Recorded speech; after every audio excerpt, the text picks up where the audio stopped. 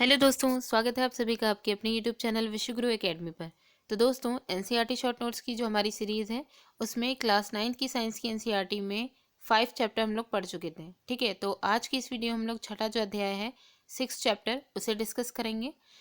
पिछला जो चैप्टर था 5th वाला, उसमें हम लोग ने सेल के बारे में डिस्कस किया था। सेल की इससे स्टार्टिंग हुई थी कि सेल जो होती है वो जीवित प्राणी की मूलभूत इकाई होती है। ठीक है, एक फंक्शनल यूनिट यानी उसी से ही स्टार्टिंग हुई होगी। ठीक है, एक एक कोशिकीय जीव जो एक सिंगल सेल का बना था और बहुत सारी सेल मिलकर के बहुकोशिकीय जीव का निर्माण हुआ था। उसी के साथ ही सेल ऑर्गेनेल और उसके बाद सेल डिवीज़न के बारे में हम लोग ने पढ़ा था। ठीक है, तो मेनली हम लोग ने ओवरऑल सेल के अंदर जितना भी डिस्कशन था वो सारी चीज़ें पढ़ी थी। ठीक है, अब यहाँ पे जो नेक्स्ट चैप्टर है वो है हमारा ऊतक यानी टिश्यू। तो टिश्यू की अगर एक सिंपल लैंग्वेज में अगर इसकी डेफिनेशन देखें तो हम ये कह सकते हैं कि कोशिकाओं के मिलने से या कोशिकाओं का एक ऐसा समूह, विशिष्ट समूह, ठीक है, जो एक विशिष्ट कार्य करने के लिए जो है या विशिष्ट कार्य संपन्न कर रहा है।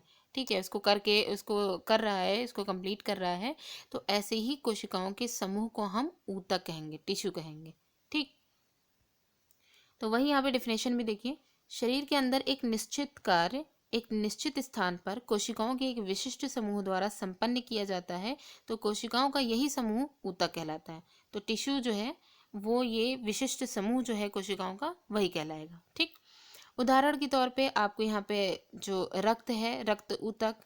ठीक है, अब यहाँ पे रक्त जो है वो भी यहाँ पे टिश्यू के फॉर्म में है, फ्लोएम भी टिश्यू के फॉर्म में है, पेशी ऊतक यहाँ पे दिए गए हैं। तो कुछ एग्जाम्पल दिए गए हैं। ब्लड में आप देखेंगे कि एक ब्लड है जो कि टिश्यू के फॉर्म में है, ऊतक के फॉर्म में, क्योंकि इसमें बहुत सारी सेल्स मिल करके एक इम्पॉर्टेंट एक विशिष्ट जो है कार्य को संपन्न करेंगी। ठीक है, तो ये जो चैप्टर है इसमें ये आपको थोड़ा सा लेंदी मिलेगा क्योंकि इसमें कई सारी स्लाइड्स इसलिए रखी गई हैं। आपको इसमें जो मैटर है उसमें बी मतलब कि ये समझिए डीपली जो क्वेश्चंस पूछे जाते हैं। ठीक है, तो उसकी डेफिनेशन जितनी भी हर एक टर्म है उसकी डेफिनेशन समझना ज़रूरी है, तभी हमें वो टर्म समझ में आएगा। ठीक है, तो टर्म के अंदर की उसकी जो प्रॉपर्टी है वो अक्सर करके पूछ ली जाती है, क्वेश्चंस में अक्सर करके पूछी जाती है। इस वजह से मैंने सारी चीज़ें रखी ताकि आपको कहीं और से मतलब बुक खोलने की भी ज़रूरत ना पड़े। ठीक है, तो इस वजह से आप एंड तक इसे ज़रूर देखिएगा। तो देखिए, जब इस ये जो चैप्टर है टिश्यू वाला, इसमें हम लोग दो तरीके के टिश्यूज़ में मेनली देखेंगे के बारे में पढ़ेंगे। एक तो प्लांट टिश्यू और दूसरा एनिमल टिश्यू। तो प्लांट टिश्यू में जब उसके बारे में डिस्कस करेंगे तो देखिए, पौधों में कुछ ऊतक जीवन भर विभाजित होते रहते हैं। ऊतकों की विभाजन क्षमता के आधार पर हम पौधों में जो ऊतक हैं, टिश्यूज़ हैं, उनका वर्गीकरण पढ़ेंगे। ठीक है, तो देखिए, सबसे पहले यहाँ पे प्लांट टिश्यू में जो सबसे पहला है उसे कहा गया है विभज्ययोतक, जिसे मेरिस्टेमेटिक टिश्यू कहते हैं। तो अब यहाँ पे देखिए, मेरिस्टेमेटिक टिश्यू बहुत पूछा जाता है कि जो है होता क्या है, क्योंकि यहाँ पे मेरिस्टेमेटिक टिश्यू की डिफिनेशन नहीं पूछी जाती बल्कि उसकी एक दो प्रॉपर्टी पूछ ली जाती है। तो उसी के बेस पे हम लोग को बताना रहेगा कि मेरिस्टेमेटिक टिश्यू की फंक्शनिंग क्या रहेगी। ठीक है, या वो ये जो बात कही जा रही है वो मेरिस्टेमेटिक टिश्यू या विभज्ययोतक से रिलेटेड है। पौधों में वृद्धि कुछ निश्चित क्षेत्रों में ही होती है। ऐसा विभाजित ऊतकों के उन भागों में पाए जाने के कारण होता है। ऐसे ऊतकों को ही हम क्या कहते हैं, विभज्ययोतक कहते हैं। यानी हर वो प्लांट का हर वो हिस्सा जहाँ पे कंटिन्यू एक निश्चित क्रम में डिवीजन होता जा रहा है, तो वहाँ पे कौन से टिश्यूज पाए जाएंगे, विभज्ययोतक या मेरिस्टेमेटिक टिश्यू मिलेंगे। विभज्ययोतक की कोशिकाएं अत्यधिक क्रियाशील होती हैं। अनेक उनके पास बहुत अधिक कोशिका द्रव्य, पतली कोशिका भित्ति और स्पष्ट केंद्रक होते हैं। उनके पास राजधानी नहीं होती है। ये मेरिस्टेमेटिक टिश्यूज ऐसे हैं जिनके पास वैक्यूल्स नहीं प्रेजेंट होती हैं।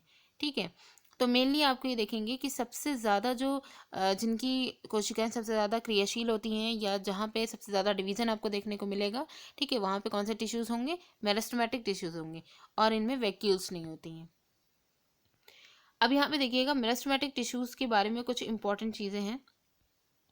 विभज्योतक की उपस्थिति वाले क्षेत्रों के आधार पर कि जहाँ पे मेरिस्टेमेटिक टिश्यूज प्लांट में प्रेजेंट होंगे तो वहाँ उनके आधार पर उनका डिवीजन किया गया है। पहला तो है शीर्षस्थ, कैम्बियम। शीर्षस्थ यानी कि टिप वाला हिस्सा हो जाएगा। ठीक है, अब वो रूट का टिप होगा या जहाँ पे भी, ठीक है, तो ये शीर्षस्थ वाला हो जाएगा। कैम्बियम पार्श्वीय लैटरल साइड वाला जो हिस्से होंगे। अंतर्विष्ट जो कॉर्क वाला, जो अंदर की तरफ जो कॉर्क वाले हिस्से होते हैं वो हो जाएंगे। ठीक है, इनमें इनको मतलब 3 हिस्सों में इनको वर्गीकृत किया गया है। जब हम लोग डायग्राम देखेंगे तो ईजिली आपको अच्छे से समझ में आ जाएगा।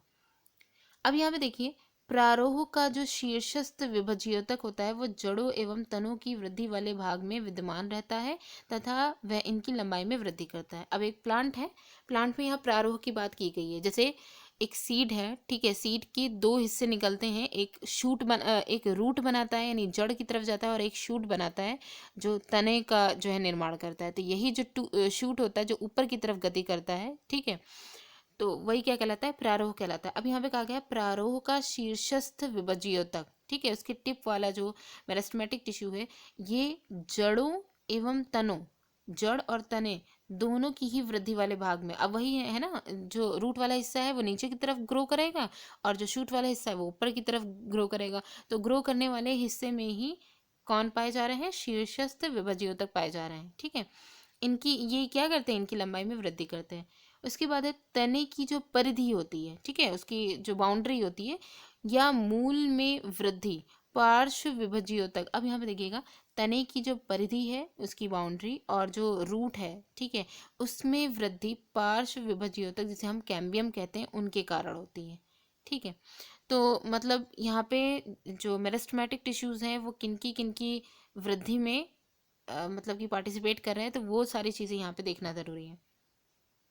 अब यहाँ पे देखिए, सबसे पहले ऊपर वाला आता है शीर्षस्थ विभज्योतक, ठीक है, ये जो टिप वाला हिस्सा यहाँ पे दिखाया गया है, तो ये जो है वही शूट और जो रूट और शूट का डिवीजन जिस जगह पे होता है, फिर उसके बाद उनकी वहाँ से वृद्धि, तने की वृद्धि हो जाएगी, फिर जड़ की वृद्धि स्टार्ट होगी, तो वहाँ पे कौन सा आएगा, शीर्षस्थ विभज्योतक आपको देखने को मिलेगा। उसके बाद है पार्श्व विभज्योतक, ये देखिए बाउंड्री जो लेटरल साइड में होंगे पार्श्व विभज्योतक, तो वो यहाँ पे क्या बता रहे हैं कि जो तने की जो परिधि है और मूल में वृद्धि पार्श्व विभज्योतक जो कैम्बियम जो बनाएंगे उनके कारण होती है, ठीक है, जो कि यहाँ पे पाए जा रहे हैं। इसके बाद अब आते हैं अंतर्विष्ट विभज्योतक, ये अंदर की तरफ होगा जो कॉर्क वाला हिस्सा बनाएगा, ठीक है। ये एक तना लिया गया है, उसकी सेक्शन कटिंग की गई है और इसमें सारी चीज़ें आपको दिखाई गई हैं एक एक सेल के बारे में, कि ऊपर की तरफ जो मतलब एक तना है या फिर रूट है उसमें ऊपर की तरफ जो रेशे जैसे निकले रहते हैं, ठीक है, फाइबर्स, या यूं कहें कि मतलब रेशे ही निकले रहते हैं, ठीक है, जो वाटर को एब्जॉर्ब करने के लिए हो जाएंगे, ठीक है। उसके बाद एपिडर्मिस आ जाएगी, बाहरी सबसे बाहरी लेयर एपिडर्मिस होती है। फिर उसके बाद हाइपोडर्मिस की अंदर वाली हो जाएगी। उसके बाद जो है मतलब इसमें कॉर्टेक्स आ जाएगा। कॉर्टेक्स वाला हिस्सा देखिए, ये वाला हिस्सा, ये वाला जो हिस्सा होता है वो कॉर्टेक्स होता है, जिसकी बात यहाँ पे की जाएगी अंतर्विष्ट विभज्योतक में, ठीक है। तो इसमें अभी हम लोग थोड़ा सा आगे पढ़ेंगे, बस यहाँ पे ये देख लेना है कि ये सेंटर वाला हिस्सा होगा, क्योंकि ये एक छोटी सी सेक्शन कटिंग इधर वाला एक छोटा सा हिस्सा लेकर के यहाँ पे दिखाई गई होगी, ठीक है। ये वेस्कुलर बंडल, संवहन बंडल जिन्हें कहते हैं, इनके बारे में भी हम लोग पढ़ेंगे जटिल ऊतकों में, ठीक है। उसके बाद कैम्बियम वगैरह जो कुछ भी बना रहे, देखिए कैम्बियम यहाँ पे बना रहे, कैम्बियम की बात यहाँ पे की गई थी पार्श्व विभज्योतक में, कैम्बियम की बात की गई थी। तो ठीक है, ये अनुप्रस्थ काट को ऐसे दिखा दिया गया है कि जब अभी आगे हम लोग सेल के बारे में पढ़ेंगे जो उनकी लेयर्स हैं, तो ये चीज़ यहाँ पे मतलब क्लियर होती चली जाएगी इस डायग्राम से, ठीक है। एक लास्ट वाला जो पॉइंट था इसके बारे में मेरिस्टेमेटिक टिश्यू का, वो है अंतर्विष्ट विभज्योतक। कुछ पौधों में पर्व संधियों के पास पाए जाते हैं। ये जो अंतर्विष्ट विभज्योतक होते हैं, ये पर्व संधियाँ जो होती हैं, जो आपने देखा होगा कि जिस जगह से लीफ निकल रही होती है, ठीक है, पत्तियां जिस जगह से निकल रही होती हैं वहाँ एक छोटी सी कली जैसी निकली रहती है, तो वही पर्व संधि होती है। तो उसके पास भी कुछ पौधों में ये पाई जाते हैं। तो ये हो गए आपके मेरिस्टेमेटिक टिश्यू। इसके बाद आते हैं स्थायी ऊतक, परमानेंट टिश्यू जो होते हैं। तो परमानेंट टिश्यू में देखिए, विशिष्ट कार्य करने के लिए स्थायी रूप और आकार लेने की क्रिया को ही हम विभेदीकरण कहते हैं, ठीक है। एक स्पेशल वर्क अगर हमें करना है तो हमें परमानेंट अपना एक जो मतलब रूप है, रूप या शेप बना करके रखना होगा, ठीक है। तो मतलब उसी को ही यहाँ पे विभेदीकरण कहा गया है। विभज्योतक की कोशिकाएं विशिष्टीकृत हो करके विभिन्न प्रकार के स्थायी ऊतकों का निर्माण करती हैं। अब यही जो मेरिस्टेमेटिक टिश्यू है, क्योंकि मेरिस्टेमेटिक टिश्यू क्या है, डिवीजन वहाँ पे लगातार होता रहेगा, यही आगे जा करके जब एक स्पेशल वर्क करने के लिए तैयार हो जाएंगी तो वो एक स्थायी ऊतक यानी परमानेंट टिश्यू को का विकास करेंगी, ठीक है। अब परमानेंट टिश्यू में भी दो तरीके के आपको टिश्यू देखने को मिलेंगे, एक तो सरल स्थायी ऊतक होगा और एक जटिल स्थायी ऊतक होगा। तो सरल स्थायी जो ऊतक है उसमें देखिए एपिडर्मिस के नीचे कोशिकाओं की कुछ परतें होती हैं जिसे सरल स्थायी ऊतक कहते हैं। एपिडर्मिस अभी हम लोग ने देखा था, जो सबसे बाहरी लेयर थी वो एपिडर्मिस थी। अब उसके नीचे आपको बहुत सारी लेयर्स अभी देखने को पड़े मिलेंगी। तो हम लोग एक बार पहले डिस्कस कर लेंगे, उसके बाद फिर से एक बार उस डायग्राम को देखेंगे। यहाँ पे देखिएगा, ये जो आपको दिखाया जा रहा है, जैसे यहाँ पे पैरेन्काइमा हम बोल रहे हैं, ठीक है, पैरेन्काइमा और इसकी प्रकार, तो अक्सर करके सिर्फ टर्म से ही पूछा जाता है कि अगर ये जो क्लोरेन्काइमा है वो कहाँ पाई जाती है या उसका क्या वर्क है, ठीक है, उसमें क्या चीज़ पाई जाती है। तो ये सारी चीज़ें डायरेक्ट इसके वर्ड से ही पूछी जाती हैं। तो जब तक कि आपको इसका एक्सप्लेनेशन नहीं पता होगा तब तक ये समझ में नहीं आने वाला।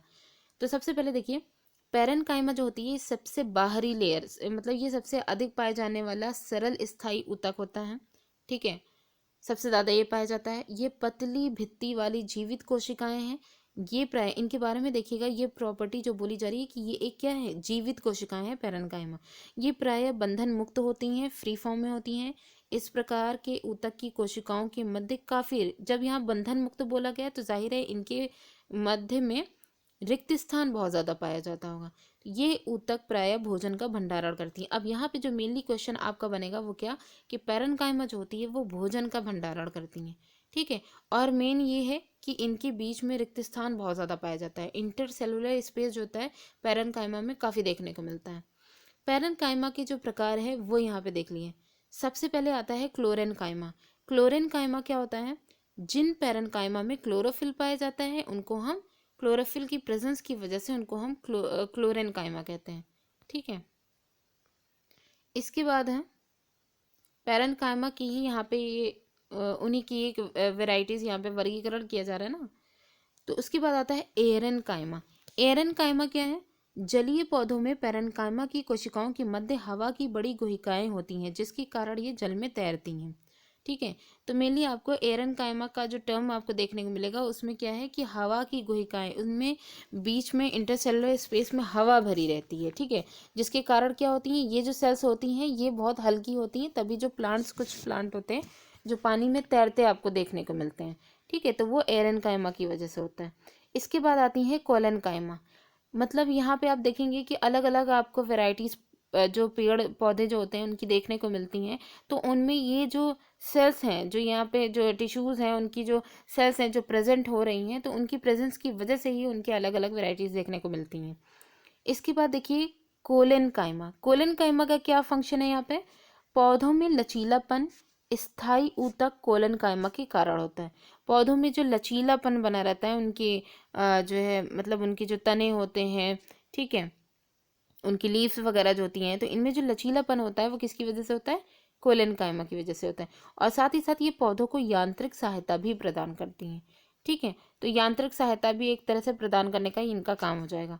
इसके बाद आता है स्क्लेरेन्काइमा। स्क्लेरेन्काइमा में यहाँ पे देखिए, यह ऊतक पौधों को कठोर एवं मजबूत बनाता है।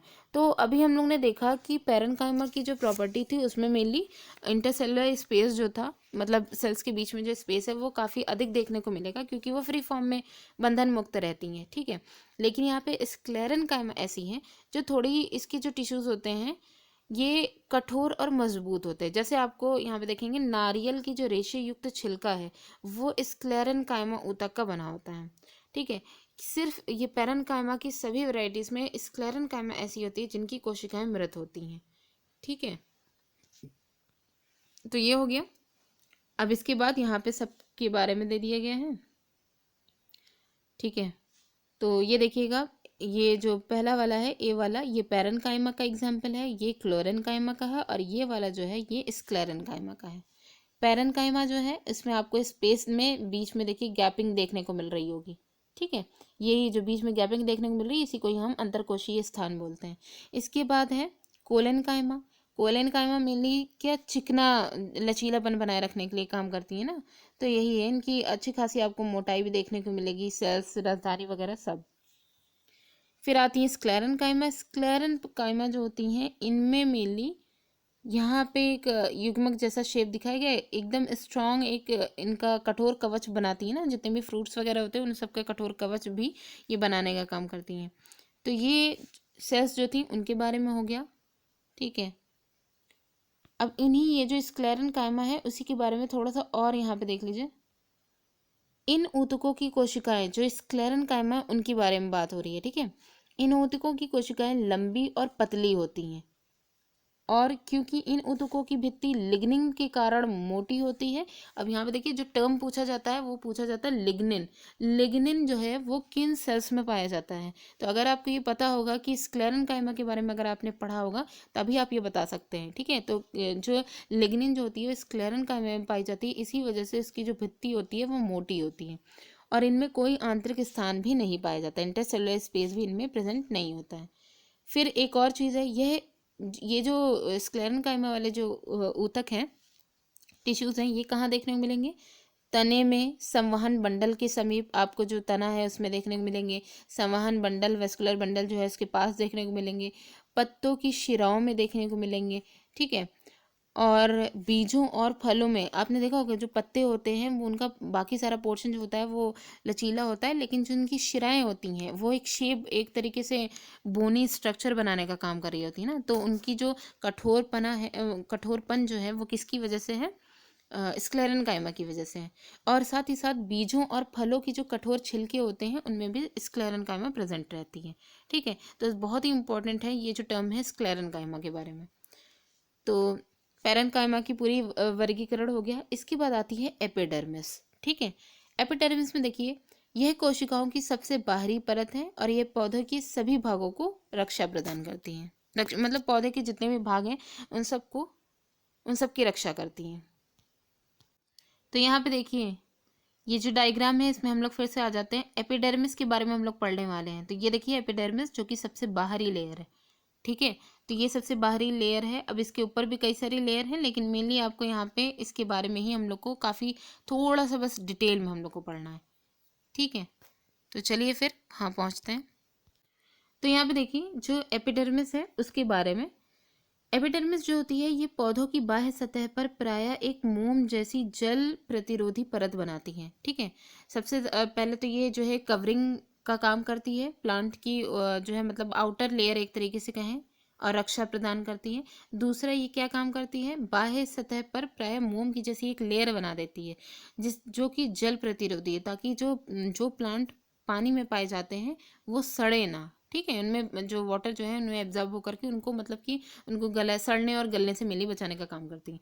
ये जल क्षय के विरुद्ध यांत्रिक आघात, परजीवी कवक के प्रवेश से पौधों की रक्षा करती हैं। तो एक तो ये भी है, जल क्षय के विरुद्ध यांत्रिक आघात का काम करेंगी। ठीक है, जैसे मान लीजिए कि मतलब इन प्लांट की बॉडी से भी वाटर का जो है वाटर का जो क्षय है वो ना हो। ठीक है, वेस्ट ना हो। दूसरा यांत्रिक आघात, जो चोटें जो पहुंच रही होती है, क्योंकि ये पौधों की रक्षा करने का काम करती है ना, उससे भी बचाती हैं। अगर कोई पौधे पानी में है तो पानी की वजह से अगर कोई उनके जैसे पानी की जो लहरें हैं उनसे अगर चोट लग रही है तो उससे भी ये बचाने का काम करती हैं। और साथ ही साथ जो परजीवी कवक वगैरह जो हैं इन सब से भी रक्षा करती हैं पौधों की।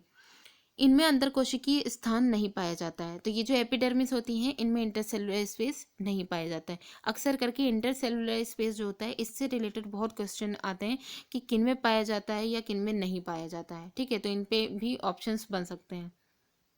पत्तियों की एपिडर्मिस में छोटे छोटे छिद्रों के समान स्टोमेटा पाए जाते हैं। पत्तियों की जो एपिडर्मिस होती हैं उनमें, क्योंकि एपिडर्मिस बाहरी लेयर है तो उनमें छोटे छोटे छिद्र के समान स्टोमेटा पाए जाते हैं, जिनके द्वारा गैसों का आदान प्रदान और वाष्पोत्सर्जन, ये दो ऐसी जो क्रियाएं हैं जो कि स्टोमेटा के द्वारा होती हैं। ठीक है, तो फिर उसके बाद आगे देखिए, यहाँ पे है जड़ों की जो एपिडर्मल कोशिकाएं हैं वो पानी को सोखने का कार्य करती हैं। अब जाहिर सी बात है ये जो एपिडर्मिस है वो पूरे प्लांट में उसकी आउटर लेयर होगी ना पूरे प्लांट की, तो ये रूट है वहाँ पे भी ये प्रेजेंट होंगी। तो जड़ों की जो एपिडर्मल कोशिकाएं होती हैं ये पानी को सोखने का काम करती हैं। इनमें पाए जाने वाले बाल जैसे इन्हीं एपिडर्मिस से जो है मतलब कि एपिडर्मिस का ही वो पोर्शन होते हैं, बाल जैसे प्रवर्ध निकले रहते हैं, ठीक है, उभरे हुए पोर्शंस निकले रहते हैं, बाल जैसा स्ट्रक्चर होता है। तो बाल जैसे प्रवर्ध जड़ों की कुल अवशोषक जो अवशोषण की जो सतह है, ठीक है, उसको बढ़ा देते हैं। तो मेनली जड़ों की जो एपिडर्मल कोशिकाएं हैं वो जल को सोखने का काम करती है, पानी को सोखने का काम। दूसरा है मरुस्थलीय पौधों की जो एपिडर्मिस होती हैं, ठीक है, उनमें क्यूटिन की परत पाई जाती है, ठीक है।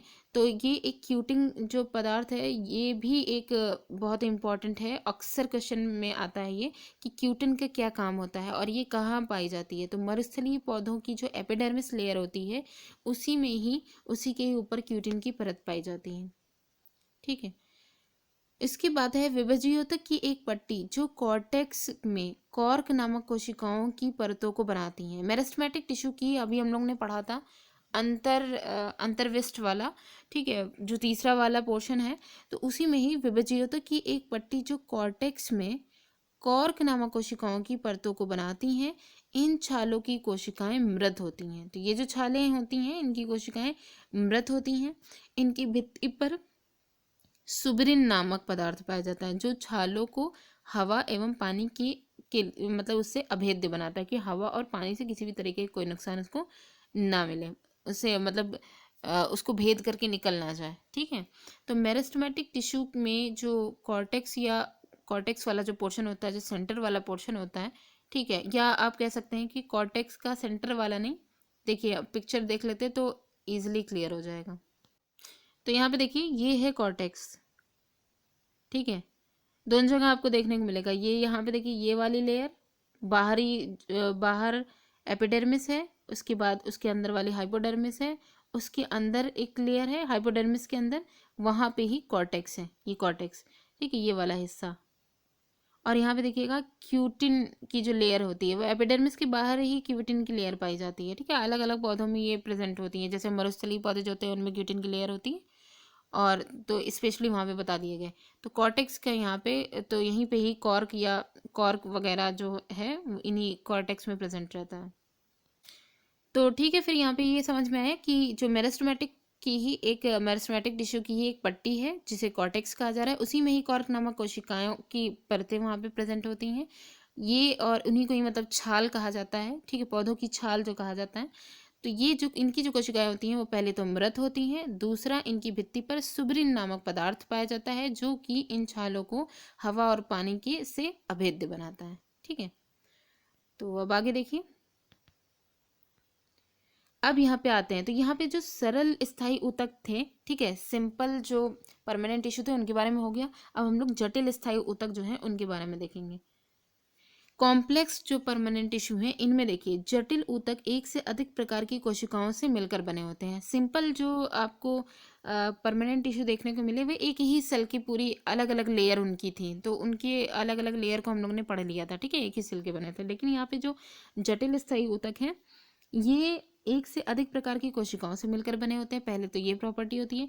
दूसरा, ये सभी एक साथ मिलकर के इकाई की तरह कार्य करते हैं, एक साथ मिलकर के एक जो है ग्रुप में वर्क करते हैं। उदाहरण जैसे कि जाइलम और फ्लोएम, ये कॉम्प्लेक्स जो टिश्यू है, सिंपल टिश्यू, उनमें आते हैं, ठीक है, परमानेंट टिश्यू में, सॉरी। अभी देखिए ये जो जाइलम और फ्लोएम है इन दोनों को संवहन ऊतक कहते हैं, वेस्कुलर बंडल, ये मिल करके संवहन बंडल, वही वेस्कुलर बंडल का निर्माण करते हैं, ठीक है। तो यहाँ पे देखिए ये जो जाइलम फ्लोएम है इनके बारे में बस यहाँ पे हमने उनके जो पार्ट्स हैं कि जाइलम जो है उनमें कितनी तरीके की, क्योंकि एक जो है कॉम्प्लेक्स सिंपल परमानेंट टिश्यू में आ रहा है तो जाहिर सी बात है कई सारी इसमें सेल प्रेजेंट होंगी। तो जाइलम जो होता है वो 4 सेल से मिलकर के बना है, फ्लोएम जो होता है वो 5 सेल से मिलकर के बना है। तो हमने खाली इनकी सेल्स को रख दिया गया है और इनकी सेल्स जो हेडिंग है यही सबसे इंपॉर्टेंट है, ठीक है। तो अब इनके बारे में जो समझना है वो हम ऐसे ही ओरली आपको बताएंगे। तो सबसे पहले आता है जाइलम, ठीक है। जाइलम की जो यहाँ पे सेल्स हैं किन से मिलकर के बना हुआ है, जाइलम ट्रैकीड जिसे वाहिनिका भी बोलते हैं, ठीक है। दूसरा है जाइलम वाहिका, जाइलम वेसल्स, जाइलम पैरेन्काइमा और जाइलम फाइबर। तो इनके बारे में पढ़ लेते हैं, इसके बाद फ्लोएम पे जाएंगे। तो देखिए जो जाइलम ट्रैकीड हैं, ये इनका क्या काम होता है, जाइलम ट्रैकीड और जाइलम वाहिका, जाइलम वेसल्स, ये दोनों एक साथ मिलकर के काम करती हैं। ट्रैकीड और वाहिकाओं की जो संरचना होती है वो पहले तो नली के आकार की होती है, ठीक है, पाइप जैसी स्ट्रक्चर होता है इनका, और इनके द्वारा पानी और जो खनिज लवण होता है उनका ऊर्ध्वाधर संवहन होता है, ठीक है। अब पानी और जो खनिज लवण है वो कहाँ से ये लेंगी, रूट से लेंगी, तो जाहिर सी बात है रूट से जब लेंगी तो इनका जो फ्लो होगा वो किधर होगा, ऊपर की तरफ होगा, शूट में ऊपर की तरफ होगा, ठीक है। तो ये दोनों ही एक साथ मिलकर के पाइप जैसे स्ट्रक्चर होता है, इन दोनों की ये फंक्शनिंग होती है। इसके बाद आती है जाइलम पैरेन्काइमा। जाइलम पैरेन्काइमा जो होती है इसका क्या काम होता है, ये भोजन का संग्रह। हम लोग ने पैरेन्काइमा के अंदर भी ये चीज़ पढ़ी थी कि क्या करते हैं, वो भोजन को स्टोर करने का काम करती हैं, तो जाइलम पैरेन्काइमा भी भोजन का संग्रह करती हैं। इसके बाद आते हैं जाइलम फाइबर। तो देखिए जाइलम फाइबर का बस इतना काम होता है कि ये सपोर्ट करने का काम करते हैं, ठीक है, सहारा देने का मेनली इनका काम होता है। तो हो गया जाइलम का काम, हो गया। जाइलम की फंक्शन बस इतनी है कि ये पानी, जल और खनिज लवण को पौधे के विभिन्न भागों तक के पहुंचाने का काम करते हैं, ठीक है। और इनका जो फ्लो होता है वो ऊर्ध्वाधर होता है, ऊपर की अपवर्ड होता है, ठीक। दूसरा यहाँ पे आता है फ्लोएम। फ्लोएम 5 सेल से मिलकर के बना हुआ है। चालिनी कोशिकाएं, चालिनी कोशिकाएं जो हैं इनको सीवी ट्यूब्स बोलते हैं, ठीक है। चालिनी नलिका या चालिनी, यहाँ पे सीवी सेल्स हो जाएंगे और ये सीवी ट्यूब्स हो जाएंगी, चालिनी नलिका, ठीक है। साथी कोशिकाएं, इनको कंपेनियन सेल्स बोलते हैं। फ्लोएम पैरेन्काइमा होती है, फ्लोएम रेशे, फ्लोएम फाइबर्स हो जाएंगे, ठीक। तो अब यहाँ पे देखिए ये जो चालिनी कोशिकाएं होती हैं इनका काम क्या होता है, चालिनी कोशिकाएं, चालिनी नलिका, दोनों ही जो सीवी ट्यूब्स और सेल्स हैं इनका यही काम है। एक तो इनकी जो भित्ति होती है वो छिद्रित होती है, ठीक है, चालिनी नलिका और दोनों की। और नलिकाकार मतलब इनमें मेनली वही है कि नली के जैसे इनका स्ट्रक्चर होगा। अब जाहिर सी बात है इनका काम क्या है, फूड को पहुंचाने का काम है ना, तो ये भी नली जैसा स्ट्रक्चर ये बनाएंगे दोनों ही मिल करके, ठीक है। उसके बाद है कंपेनियन सेल और जो फ्लोएम पैरेन्काइमा, इनका मेनली ये काम होता है कि भोजन को पौधे के विभिन्न भागों तक पहुंचाने का। ओवरऑल फ्लोएम की जितनी भी सेल्स हैं वो आपस में मिल करके कंबाइन होकर के एक जो वर्क करती है इंपॉर्टेंट, वो होता है कि जो फूड बनता है लीफ से, ध्यान दीजिएगा कि जो फूड कहाँ बन रहा है, पौधे में, पत्तियों में बन रहा है, ठीक है। अब पत्तियों में जो भोजन बना है वहाँ से लेकर के फ्लोएम, फ्लोएम की जितनी भी सेल्स हैं, ठीक है, वो पौधे के विभिन्न भागों यहाँ तक के रूट तक के पहुँचाने का काम करती हैं। तो इनका जो फ्लो होता है वो डाउनवर्ड होता है। अच्छा, फ्लोएम के बारे में एक बहुत इंपॉर्टेंट बात यहाँ पे ये है कि जो फ्लोएम की जो सेल्स हैं उनमें ये आपकी जो पहली, ये जो चारों सेल्स आपकी दिखाई जा रही हैं ये सारी जीवित कोशिकाएं होती हैं, सिवाय जो फ्लोएम रेशे जो होते हैं इनको छोड़ करके ये निर्जीव होते हैं, ठीक है। तो ये चीज़ हो गया। अब आगे देखिए, तो ये यहाँ पे देखिए ये जटिल प्रकार, जटिल ऊतकों के प्रकार वही जाइलम फ्लोएम की पूरा स्ट्रक्चर दिया गया है, ठीक है। ये जाइलम का दिया गया है ये वाला पोर्शन, और ये वाला फ्लोएम का दिया गया है, ठीक है। अब आगे देखिए, तो यहाँ तक कि प्लांट टिश्यू जो थे वो पूरे कंप्लीट हो जाते हैं। अब हम लोग देखेंगे जंतु ऊतक जो है एनिमल टिश्यू के बारे में। इनमें देखिए सबसे पहले पेशीय जो कोशिकाएं हैं उनके बारे में डिस्कशन करते हैं। इन कोशिकाओं का फैलना और सिकुड़ना अंगों को गति प्रदान करता है। मेनली जो पेशीय कोशिकाएं होती हैं जब फैलती है और सिकुड़ती हैं तभी जो हम लोगों के जो ऑर्गन होते हैं वो मूवमेंट करते हैं, ठीक है। तो इनमें सबसे पहले आएंगी एपिथीलियमी ऊतक। एपिथीलियम टिश्यू जो होते हैं इनका क्या काम होता है, जंतु के शरीर को ढकने या बाह्य रक्षा प्रदान करने के लिए जो करने वाले जो ऊतक होते हैं उनको हम एपिथेलियम ऊतक कहते हैं। तो मेनली इनका काम क्या होता है, बॉडी को कवर करने, ढकने का, और दूसरा बाह्य रक्षा, बाहर से जो आघात है उनसे रक्षा प्रदान करने का इनका काम होता है। ये भिन्न भिन्न प्रकार के शारीरिक तंत्रों को एक दूसरे से अलग करने के लिए अवरोध का निर्माण करते हैं। एक काम ये भी होता है एपिथेलियम टिश्यू का कि अलग अलग प्रकार के जो शारीरिक तंत्र हैं, अब हमारे बॉडी में अलग अलग तरीके के आपको सिस्टम देखने को मिलेंगे। जैसे ब्लड का है वो सर्कुलेटरी सिस्टम अलग है, ठीक है, और जो भोजन वाला जो है मतलब कि डाइजेस्टिव सिस्टम अलग है, रेस्पिरेटरी सिस्टम अलग है, ठीक है, नर्वस सिस्टम अलग है। तो ओवरऑल सारे सिस्टम जो हैं उनको सेपरेट रखने का काम भी किसका है, एपिथेलियम टिश्यू का होता है, ठीक है। ये कहाँ कहाँ आपको देखने को मिलेंगे, त्वचा, क्योंकि यहाँ पे कहा गया है शरीर को ढकने का काम, तो शरीर को ढकने का काम कौन कर रही है, त्वचा कर रही है। तो त्वचा है, मुंह है, आहार नली, रक्तवाहिनी, रक्तवाहिनी नली का जो अस्तर होता है, ठीक है, ब्लड वेसल्स का जो अस्तर होता है, फेफड़ों की जो कूपिकाएं होती हैं, तो जो लंग्स जो होते हैं, इनके जो चैम्बर्स होते हैं उनमें भी वृक्कीय नली जो मतलब जो किडनी होती है, इनकी जो नलियाँ होती हैं, तो इन सब में ये इन सब की जो नलियाँ होती हैं वो किससे बनी होती हैं? एपिथेलियम जो टिश्यू होते हैं उनसे बनी होती हैं। ठीक है,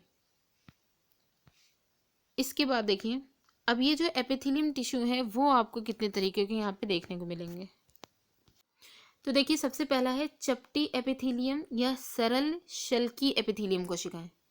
इनके बारे में देखिए, रक्त नलिका अस्तर, ब्लड वेसल्स का जो है अस्तर होता है, मतलब उसकी जो लेयर होती है अंदर की, जहाँ पदार्थों का संवहन वर्णात्मक पारगम्य झिल्ली के द्वारा होता है। अब ब्लड वेसल्स में जो पदार्थों का संवहन होता है वो किसकी वजह से होता है? जो सेमी परमिएबल मेम्ब्रेन जो होती हैं, वर्णात्मक पारगम्य झिल्ली, इनकी द्वारा होता है। वहाँ पर ही चपटी एपिथेलियम कोशिकाएं पाई जाती हैं। तो यहाँ पे मेनली चपटी एपिथेलियम कोशिकाएं कहाँ पाई जाती हैं? ब्लड वेसल्स में पाई जाती हैं, जहाँ पे वर्णात्मक पारगम्य झिल्ली का वर्क होता है। इसके अलावा आहार नली है, मुंह का स्तर है, त्वचा, इन्हीं शल्की एपिथेलियम कोशिकाओं का बना होता है। अच्छा, यहाँ पे बोला गया है शल्की एपिथेलियम कोशिकाओं का, क्योंकि इनकी जो लेयर्स होती हैं, जो इनके स्तर होते हैं, वो कई परतों में होती हैं। तो कई परतों में होने की वजह से इन एपिथेलियम जो सेल्स होती हैं इनको शल्की एपिथेलियम बोला गया है। ठीक है, इसके बाद आता है पक्षमाभी स्तंभाकार एपिथेलियम। ठीक है, पक्षमाभी यहाँ पे ये कहा गया है क्योंकि इसमें सीलिया जैसे स्ट्रक्चर, बाल जैसी जो संरचनाएं होती हैं वो इसमें निकली हुई दिखाई देंगी। और स्तंभाकार मतलब रॉड जैसा स्ट्रक्चर होगा, स्तंभ के आकार का स्ट्रक्चर होगा इन इन सेल्स का। ठीक है, तो पक्षमाभी स्तंभाकार एपिथेलियम जो होती हैं ये कैसी होती हैं? जहाँ अवशोषण और स्राव होता है, जैसे कि आंत का भीतरी स्तर, ठीक है, वहाँ लंबी स्तंभाकार एपिथेलियमी कोशिकाएं पाई जाती हैं। अवशोषण के लिए इंपॉर्टेंट क्या होते हैं? विली जो होती हैं। ठीक है, रोम या विली जो होते हैं, जिनकी वही बाल जैसी संरचनाएं होती हैं, तो यही क्या करती हैं? तो इन पक्षमाप वही सीलिया या विली वगैरह को ही कहा जाता है। तो अवशोषण और स्राव जहाँ पे होता है वहाँ पे ये पाई जाती हैं। तो आंत का भीतरी स्तर। इसके अलावा श्वास नली में स्तंभाकार एपिथेलियमी ऊतक में पक्षमाप बाल जैसी संरचना होती है जो पक्षमाप गति करती है। अच्छा, श्वास नली जो होती है उसमें भी ये जो है स्तंभाकार एपिथेलियम कोशिकाएं, वहाँ टिश्यूज जो होते हैं वहाँ पे प्रेजेंट होते हैं, क्योंकि वहाँ पे भी इनका जो मूवमेंट होता है, गैसियस मूवमेंट हो या फिर जो है जो सांस के थ्रू पार्टिकल अंदर जा रहे हैं उनको बाहर निकालने के लिए, या किसी भी तरीके का जो है यहाँ पे आपको मेनली जो सीलिया की जो मूवमेंट है वो इन्हीं की वजह से देखने को मिलेगा, वो भी श्वास नली में। ठीक है, तो ये हो गई पक्षमाभी स्तंभाकार एपिथेलियम। अब आती हैं घनाकार एपिथेलियम। घन के जैसे आकार, अभी हम लोग स्ट्रक्चर में पूरा देखेंगे, घन के जैसे का, जैसे ये घन पूरा बना रहता है ना इस तरीके का, तो इस तरीके का क्यूब शेप में जो बनी रहती हैं। तो घनाकार एपिथेलियम का क्या काम होता है? यह वृक्कीय नली, किडनी की जो नली होती है और लार ग्रंथियों की नली के अस्तर का निर्माण करती हैं। घनाकार एपिथेलियम वृक्कीय नली और लार ग्रंथि की जो लेयर होती हैं उनका निर्माण करती हैं, और साथ ही उन्हें यांत्रिक सहारा भी प्रदान करती हैं। ठीक है, अब यहाँ पे आप देख सकते हैं ये एपिथेलियम ऊतक जो हैं उनका स्ट्रक्चर दिखाया गया है। पहला वाला है शल्की वाला, जो मतलब कि लेयर्स के फॉर्म में होती हैं, क्योंकि कई सारी लेयर्स के फॉर्म में होती है इसलिए इनको शल्की बोला गया है। दूसरा घनाकार जो स्ट्रक्चर इनका बोला गया है। ठीक है, तो घनाकार जो स्ट्रक्चर बोला गया है वो वही किडनी की लेयर्स वगैरह को बनाने का काम करेंगी। स्तंभाकार इस तरीके की आपको देखने को मिलेंगी। ठीक है, विली वगैरह पक्षमाप गति में इनका काम होता है। स्तरित शल की स्किन में आपको देखने को मिलेंगी, जब तभी ये जो लेयर्स के फॉर्म में आपको दिख रही हैं स्तर के फॉर्म में, वही शल की जो एपिथेलियम है, तो इनमें यही है कि कट लगने पर एक एक लेयर के फॉर्म में होती है ना, तो ये एक तरीके से सुरक्षा प्रदान करने का, मतलब गहरी चोट लगने से बचाने का काम ये करती हैं। ठीक है, तो ये यहाँ पे अब संयोजी ऊतक के बारे में तो पहले हम उसको पढ़ लेते हैं, उसके बाद यहाँ पे जो डायग्राम है उसको देखेंगे। ठीक है, एक और यहाँ पे आपको देखने को मिलेगा ग्रंथिल एपिथेलियम। एपिथेलियम की ये सारे जो है पार्ट हैं, तो ग्रंथिल एपिथेलियम का क्या है? हाँ, आप देखिए, कभी कभी एपिथेलियम ऊतक का कुछ भाग अंदर की ओर मुड़कर बहुकोशिक ग्रंथि का निर्माण करता है। तो इसी वजह से इसको ग्रंथि एपिथेलियम कहा जाता है। ग्रंथिल एपिथेलियम क्यों कहा जा रहा है? क्योंकि एपिथेलियम ऊतक एक ग्लैंड का मतलब कि अंदर की ओर मुड़ करके या जैसे भी, ठीक है, ये एक बहुकोशिक ग्लैंड का निर्माण करें, इस वजह से इनको ग्रंथिल एपिथेलियम कहा है। तो ओवरऑल यहाँ पे एपिथेलियम वाली जो लेयर थी, ठीक है, फर्स्ट वाला जो पोर्शन था जो है जंतु ऊतक का, वो यहाँ पे कंप्लीट होता है। इसके बाद आता है संयोजी ऊतक, जिन्हें हम कनेक्टिव टिश्यू कहते हैं। तो कनेक्टिव टिश्यू में मेनली आप दो चीज़ों के बारे में पढ़ेंगे, एक तो आपका ब्लड होगा, दूसरी आपकी बोन होगी, ठीक है। तो सबसे पहले ब्लड के बारे में देख लेते हैं। रक्त एक प्रकार का संयोजी ऊतक है, ठीक है। संयोजी ऊतक की कोशिकाएं आपस में कम जुड़ी होती हैं। कनेक्टिव टिश्यू अक्सर करके आपको फ्लोइक फॉर्म में देखने को मिलेंगे, ठीक है। हालांकि बोन्स में ऐसा नहीं होता है, लेकिन फिर भी इनकी जो कोशिकाएं होती हैं वो आपस में कम जुड़ी होती हैं। और अंतरकोशिकीय अधात्री जो होता है इंटरसेलुलर स्पेस में जो मतलब एक यहाँ पे अधात्री मतलब मैट्रिक्स जो पदार्थ होगा जिसमें ये सेल्स जो है वो धसी होंगी, ठीक है। तो वही अंतरकोशीय जो अधात्री है उन्हीं में ही ये सेल्स जो होती हैं वो धसी रहती हैं, ठीक है। इस वजह से इनका मूवमेंट जो होता है वो उसी के ही बेस पर होता है कि जो मैट्रिक्स है वो कैसा है। अगर मैट्रिक्स जो है वो फ्लूइड फॉर्म में है तो उस हिसाब से उनका मूवमेंट रहेगा, और अगर जो है कठोर है या फिर मतलब थोड़ा गाढ़ा एक तरह से अगर कहें मैट्रिक्स है, ठीक है, तो फिर उसी तरीके से उनका मूवमेंट होगा। तो अब यहाँ पे देखिए रक्त की बात की जा रही है। रक्त के तरल अधात्री, क्योंकि रक्त का जो मैट्रिक्स है वो कैसा है, फ्लूइड फॉर्म में है, जिसको हम क्या कहते हैं, प्लाज्मा कहते हैं। अब प्लाज्मा में ही सारी जितनी भी सेल्स होंगी वो इसी में ही तैरेंगी। तो प्लाज्मा में लाल रक्त कणिकाएं जिन्हें हम आरबीसी रेड ब्लड कार्पेसल्स कहते हैं, श्वेत रक्त कणिकाएं डब्ल्यूबीसी वाइट ब्लड कार्पेसल, और प्लेटलेट्स, ये तीन सेल्स आपकी निलंबित होती हैं किसमें, प्लाज्मा में प्रेजेंट होती है। प्लाज्मा जो है वो एक फ्लूइड मैट्रिक्स है किसका, ब्लड का, ठीक है। अब आगे देखिए, अब ये जो प्लाज्मा है इनमें इन तीन सेल्स के अलावा भी कुछ चीज़ें प्रेजेंट होती हैं, जैसे है प्रोटीन, नमक, हार्मोन भी इसमें प्रेजेंट होते हैं। रक्त का काम क्या होता है, पहला तो गैसों और शरीर के जो पचे हुए भोजन है, जो भोजन जिनका डाइजेशन हो चुका है उसके बाद इंटेस्टाइन से जिसको एब्जॉर्ब किया गया है, और एब्जॉर्ब करने के बाद कहाँ डाल दिया जाता है, ब्लड में डाल दिया जाता है। तो वही है, ब्लड का क्या काम होता है, गैसों, शरीर के पचे हुए भोजन और हार्मोन, और साथ ही साथ उत्सर्जी जो पदार्थ होते हैं वो चाहे गैस के फॉर्म में हो चाहे फ्लूइड के फॉर्म में हो, ठीक है, इनको शरीर के एक भाग से दूसरे भाग में संवहन करने का काम ये किसका होता है, ब्लड का होता है। एक और यहाँ पे आपको कनेक्टिव टिश्यू मिलेगा जो है अस्थि, बोन। ये संयोजी ऊतक एक अन्य उदाहरण है संयोजी ऊतक का। यह पंजर का निर्माण कर शरीर को आकार प्रदान करता है। अस्थि पंजर जिसे कहते हैं, कंकाल एक तरह से, ठीक है, और जो पसली वाला पोर्शन हो जाएगा, ठीक है। तो ये अस्थि पंजर का निर्माण करके शरीर को आकार प्रदान करते हैं। यह मांसपेशियों तथा शरीर के मुख्य भागों को सहारा देती है। मांसपेशियों को और जितने भी अदर जो ऑर्गन हैं उनको ये सपोर्ट करने का काम करती हैं। अच्छा, अब यहाँ पे देखिए, अस्थि कोशिकाएं कठोर अधात्री में धसी होती हैं। तो यानी कि जो अस्थि कोशिकाएं हैं इनका जो मैट्रिक्स है वो कैसा है, कठोर है, ठीक है।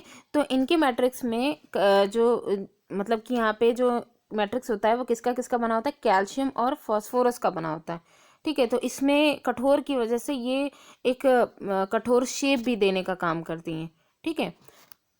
तो ये हो गया अस्थि कोशिकाओं के बारे में। अब इसमें जो इम्पोर्टेंट चीज़ें हैं वो देखिएगा। सबसे पहले आता है लिगामेंट, ठीक है, जिसे स्नायु कहते हैं।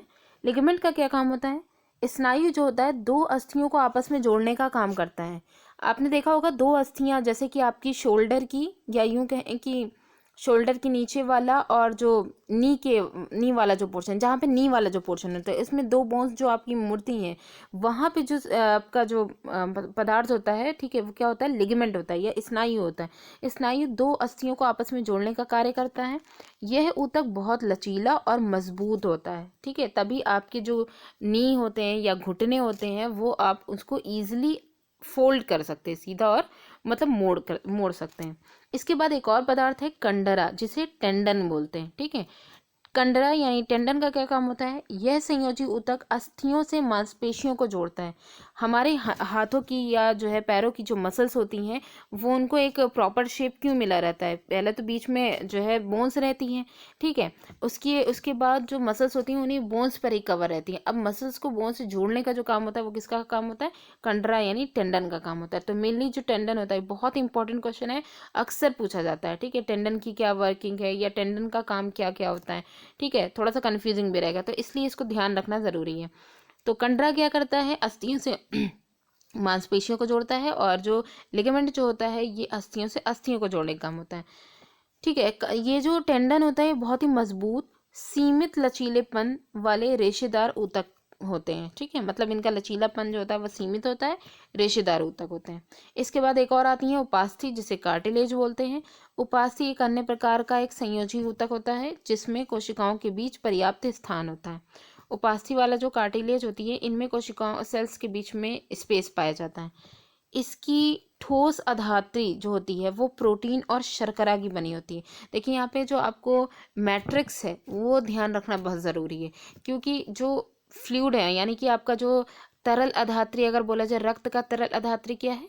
प्लाज्मा है, जिसमें सारी सेल्स या जो भी हैं मतलब सारी सेल्स उसमें धसी एम्बेडेड रहती हैं, ठीक है।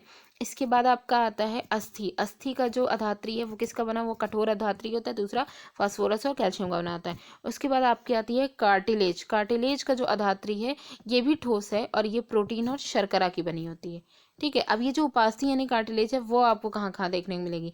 नाक में। नाक की जो टिप होती है उसको आप इजीली आप फोल्ड कर सकते हैं, थोड़ा मतलब उसको फोल्ड कर सकते हैं, ऊपर नीचे कर सकते हैं, तो ये क्या है? ये कार्टिलेज है, ठीक है। और कान का जो पिन्ना ऊपर वाला जो पोर्शन होता है ना, वो जो है कार्टिलेज का बना होता है। कंठ, गले का जो हिस्सा होता है वो भी कार्टिलेज का बना होता है, ठीक है। तो कान, नाक, कान, कंठ और श्वास नली जो होती है वो भी कार्टिलेज की बनी होती है। तो ये कार्टिलेज जिन जिन जगहों पर प्रेजेंट होता है वो यहाँ पे दिया गया है, ठीक है। इसके बाद देखिए एक और यहाँ पे टिश्यू है, वो क्या है? एरियोलर। इसका क्या काम होता है? एरियोलर संयोजी ऊतक, ये भी एक जो है कनेक्टिव टिश्यू में ही आता है। ये त्वचा और मांसपेशियों के बीच रक्त नलिका के चारों ओर, मतलब पहले ही बात यहाँ बताया गया कि एरियोलर जो है वो पाया कहाँ कहाँ जा रहा है। तो ये जो कनेक्टिव टिश्यू है ये त्वचा में, मांसपेशियों के बीच, रक्त नलिका के चारों ओर, नसों जो नसें जो होती हैं, ठीक है, ब्लड वेसल्स वगैरह जो होती हैं, और खासकर अस्थि मज्जा जो होता है, बोन मैरो, इनमें ये पाया जाता है, ठीक है, एरियोलर।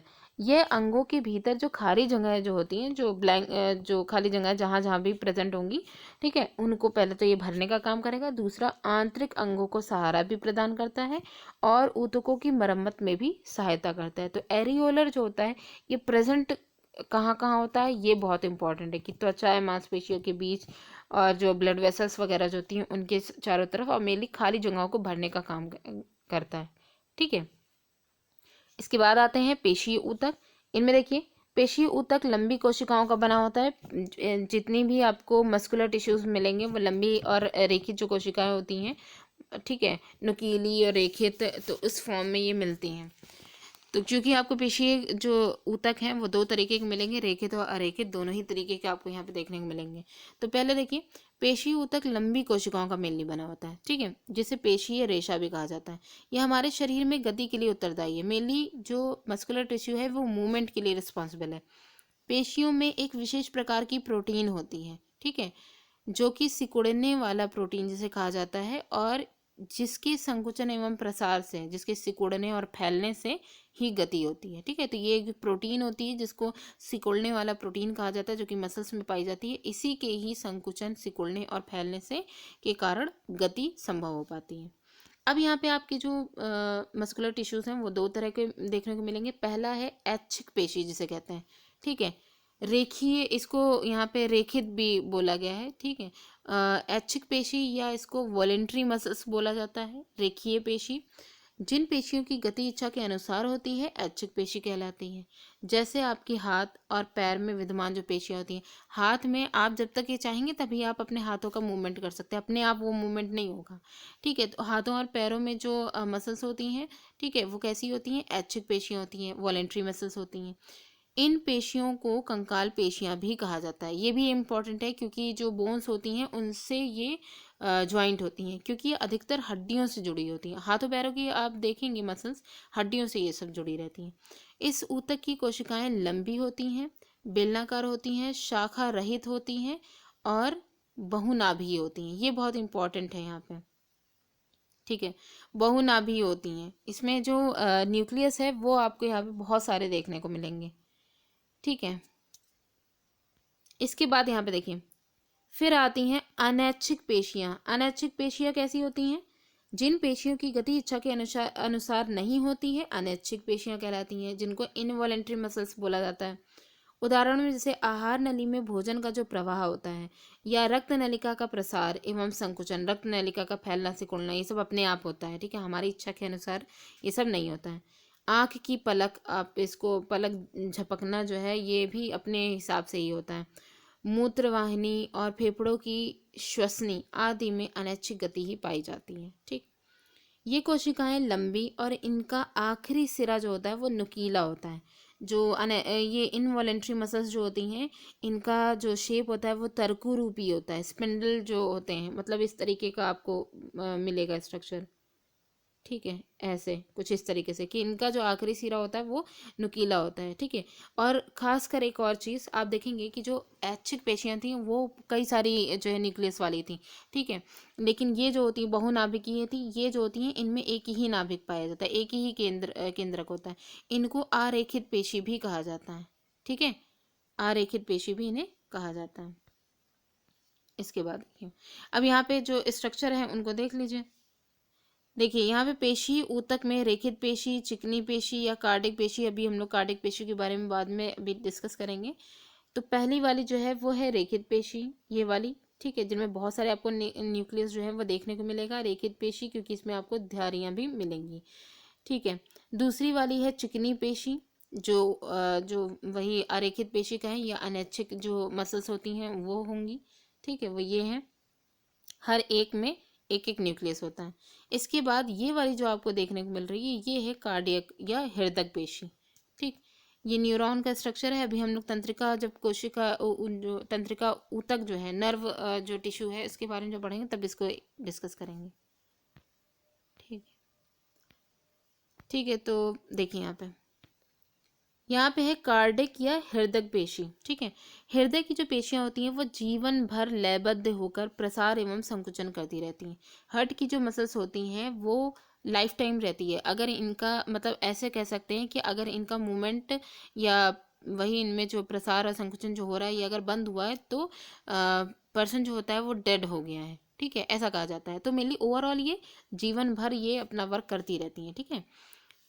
इन अनैच्छिक पेशियों को, तो ये तो पूरी तरीके से अनैच्छिक होंगी, ये अपने अनुसार चलती हैं, ठीक है। तो इन अनैच्छिक पेशियों को हम कार्डिक पेशी कहते हैं।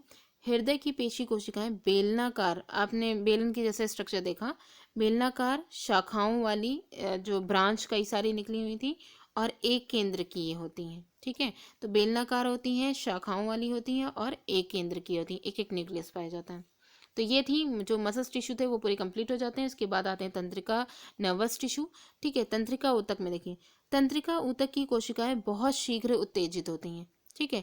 इनमें मेनली उत्तेजना ही मेनली आपको देखने को मिलेंगी और इस उत्तेजना को बहुत ही शीघ्र पूरे शरीर में एक स्थान से दूसरे स्थान तक पहुंचाती हैं ये, ठीक है। ये जो नर्व जो टिश्यू होते हैं इनका क्या काम होता है कि अगर आप जो है जैसे तवा है वो गर्म है, ठीक है, और अचानक से आपका उस पर हाथ चला गया, ठीक है, तो आपका जो हाथ उस पर गया और तुरंत जो आप हटा देते हैं तो वो क्या होता है, नर्व टिश्यू की वजह से ही होता है कि आपको तुरंत फ़ौरन सिग्नल मिल गया कि आपका हाथ जल रहा है, इसलिए फट से इसे हटा लो, ठीक है।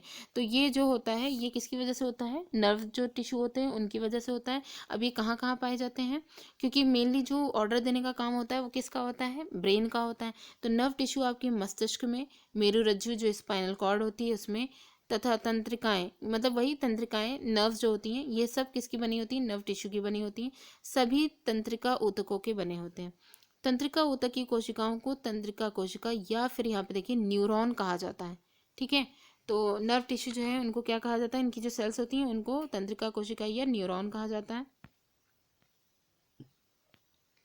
और देखिए प्रायः प्रत्येक न्यूरॉन में इस तरह का एक लंबा प्रवर्ध होता है, मतलब एक लंबा, इस तरीके से स्ट्रक्चर आप अभी देखेंगे, अभी हम लोग पूरा इसका स्ट्रक्चर देखेंगे, तो एक लंबा प्रवर्ध जैसा जो स्ट्रक्चर बना रहता है, इसको हम एक्सॉन कहते हैं।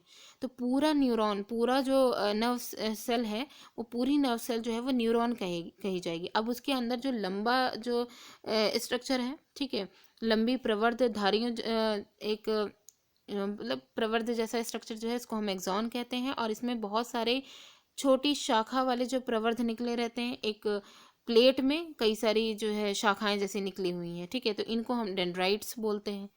ठीक है, यहाँ पे अब स्ट्रक्चर इसको देख लेते हैं एक बार। देखिए,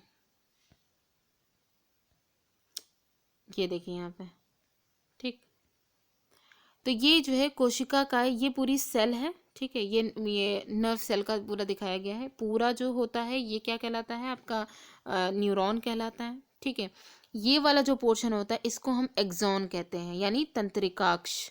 ठीक है, ये वाला पोर्शन एक्सॉन कहलाता है। ये वाला जो होता है, इस वाले पोर्शन को, जो कि सेल वाला पोर्शन कहलाते हैं, तो इसको हम साइटोन कहते हैं। ठीक है, और इसके जो साइड साइड में ये जो, क्योंकि मेन काम जो ये रेशे जो निकले हैं इनका होता है, इस वजह से हम लोग मेनली एक्सॉन और डेंड्राइट्स की बात करते हैं।